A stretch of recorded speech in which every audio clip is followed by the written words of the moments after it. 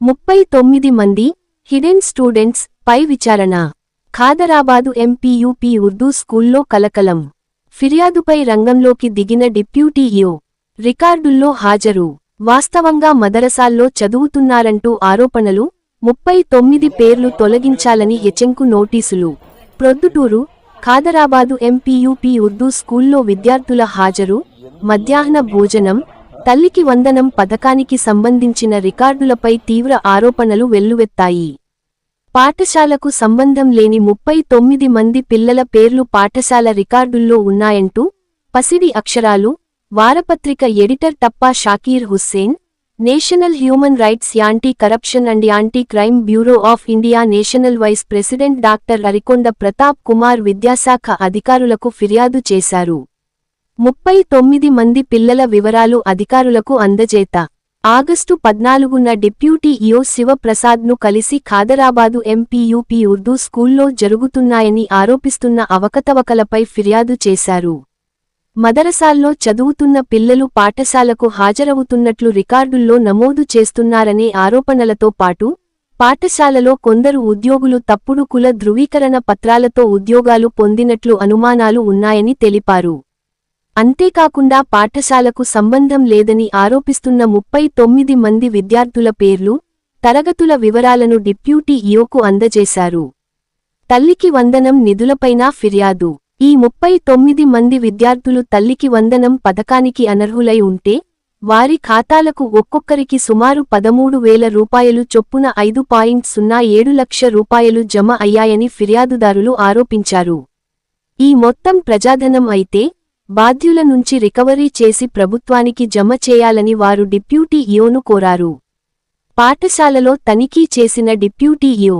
ఫిర్యాదుపై స్పందించిన deputy EO Shivaprasad August 17, 2026న Khadarabad MPUP Urdu స్కూల్ను సందర్శించారు.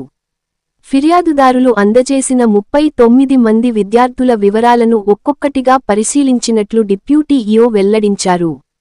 విద్యార్థులు గైర్హాజరుగా ఉన్నప్పటికీ పాఠశాల రికార్డుల్లో హాజరైనట్లు నమోదు చేసిన అంశం గుర్తించినట్లు తెలిపారు. దీంతో సంబంధిత పాఠశాల హెచ్ఎంకు నోటీసులు జారీ చేసినట్లు, మదరసాల్లో చదువుతున్నట్లు గుర్తించిన 39 మంది విద్యార్థుల పేర్లను పాఠశాల రికార్డుల నుంచి తొలగించాలని ఆదేశించినట్లు డిప్యూటీ ఈఓ శివప్రసాద్ వెల్లడించారు.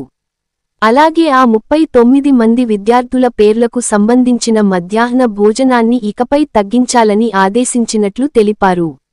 భోజనం ప్రజలకు ఎందుకు? ఇదే సమయంలో విద్యార్థుల కోసం వండాల్సిన మధ్యాహ్న భోజనం స్థానిక ప్రజలకు క్యారేజీల ద్వారా పంపిస్తున్నారనే ఆరోపణలు కూడా ఫిర్యాదుదారులు చేస్తున్నారు. దీనిపై ప్రశ్నించినప్పుడు పాఠశాల సిబ్బంది పొంతనలేని సమాధానాలు ఇచ్చారని వారు ఆరోపించారు. పాఠశాలలో ఇవే కాకుండా మరిన్ని అవకతవకలు జరుగుతున్నాయని, ఉన్నతాధికారులు పూర్తిస్థాయి విచారణకు అవకాశం ఇస్తే తమ వద్ద ఉన్న ఆధారాలతో నిరూపించడానికి సిద్ధంగా ఉన్నామని విలేకరులు, మానవ హక్కుల సంఘ ప్రతినిధులు పేర్కొన్నారు. కుల ధృవీకరణ పత్రాలపై కూడా విచారణకు డిమాండ్. ఇదే ఖాదరాబాదు ఎంపీయూపీ ఉర్దూ పాఠశాలలో కొంతమంది ఉద్యోగులు తప్పుడు కుల ధృవీకరణ పత్రాలతో ఉద్యోగాలు పొందారనే అనుమానాలపై కూడా సమగ్ర విచారణ జరిపి, ఆరోపణలు నిజమైతే శాఖాపరమైన చర్యలు తీసుకోవాలని ఫిర్యాదుదారులు కోరుతున్నారు. అయితే కుల ధృవీకరణ పత్రాలు, తల్లికి వందనం నిధుల దుర్వినియోగం, మధ్యాహ్న భోజనం తదితర అంశాలపై వచ్చిన ఆరోపణలన్నీ సంబంధిత అధికారుల పూర్తి విచారణలో తేలాల్సి ఉంది. ఇప్పుడు అసలు ప్రశ్నలు ఇవే. పాఠశాలకు హాజరుకాని 39 మంది విద్యార్థులు రికార్డుల్లో హాజరైనట్లు ఎలా నమోదయ్యారు? వారి పేర్లపై మధ్యాహ్న భోజనం ఎందుకు లెక్కలోకి వచ్చింది?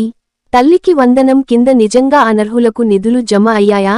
జమ అయితే ఆ 5.07 లక్ష రూపాయలు ప్రజాధనానికి బాధ్యత ఎవరిది? కుల ధృవీకరణ పత్రాలపై వచ్చిన ఆరోపణల్లో వాస్తవం ఎంత? ఈ ప్రశ్నలకు సమగ్ర విచారణతోనే స్పష్టమైన సమాధానం లభించనుంది. విద్యార్థుల ప్రయోజనాలు, ప్రభుత్వ పథకాల పారదర్శకత కోసం ఉన్నతాధికారులు పూర్తిస్థాయి విచారణ చేపట్టి నిజానిజాలను ప్రజల ముందుకు తీసుకురావాలని ఫిర్యాదుదారులు కోరుతున్నారు. ఇది PE న్యూస్ ప్రత్యేక కథనం.